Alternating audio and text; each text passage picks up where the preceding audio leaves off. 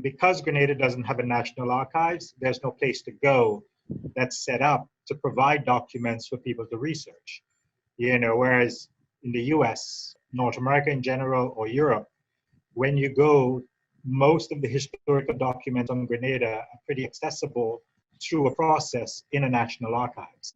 Grenada does have specific documents that lots of people would love to see, but because we do not have an archives, there's no way to access them. The documents that Grenada has are locked away in the back of the library, and those have been inaccessible for quite some time.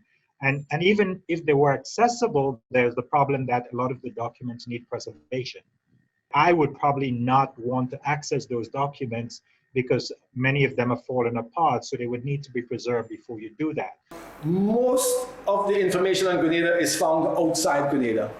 The majority of our documents from since 1979 to now, or till 83, were taken by the US, were scanned and given back to us, and they're now buried under Fort George. Our library, again, which has some documents and our books for people's intellectual development, is closed and rotten in. The importance of the National Archives or that repository or documentation that reflects our history, it's extremely important to us, and it must be kept in a manner that's accessible, well cared for, and updated constantly.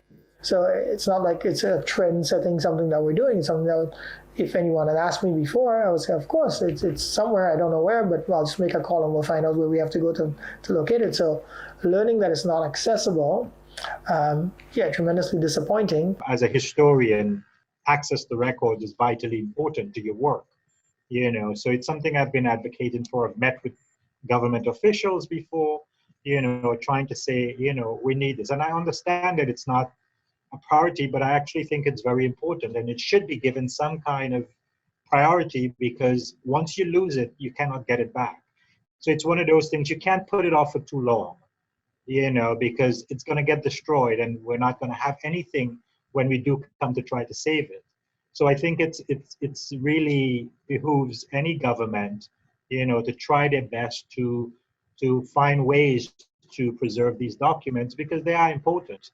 It's our only connection to the past in a way.